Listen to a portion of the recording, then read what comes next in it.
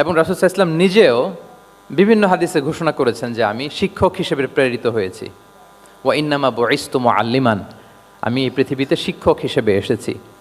রাসূল সাল্লাল্লাহু আলাইহি ওয়াসাল্লাম দুইটা গ্রুপ দেখলেন মসজিদে, এক গ্রুপ তারা জিকির আজকার করে, আরেক গ্রুপ তারা রিসার্চ করে, গবেষণা করে। রাসূল সাল্লাল্লাহু আলাইহি ওয়াসাল্লাম বললেন দুই দলই ভালো কাজ করতেছে, কিন্তু রাসূল সাল্লাল্লাহু আলাইহি ওয়াসাল্লাম যারা গবেষণা করতেছে, পড়াশোনা করতেছে, ফিকহ নিয়ে আলোচনা করতেছে, তাদের সাথে যেয়ে বসে গেলেন।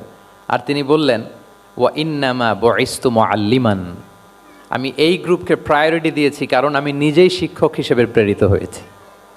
তারা অজ্ঞদেরকে শিক্ষা দিচ্ছে, জাহেলদেরকে, যারা কিছু জানে না, জ্ঞানের ছোঁয়া যাদের মধ্যে লাগেনি, এই গ্রুপ তাদেরকে এনলাইটেন করছে, আলোকিত করছে, ফলে আমি তাদেরকে প্রায়োরিটি দিলাম, তাদের সাথে বসে গেলাম। ও ইন্নামা বুইসতু মুআল্লিমান, কারণ আমি পৃথিবীতে শিক্ষক হিসেবে প্রেরিত হয়েছি।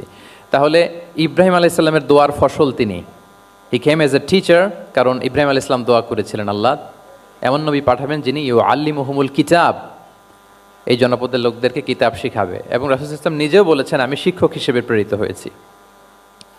এবং জ্ঞানার্জনকে রাসূল সাল্লাল্লাহু আলাইহি ওয়াসাল্লাম বাধ্যতামূলক করেছেন, ম্যান্ডেটরি ফর অল।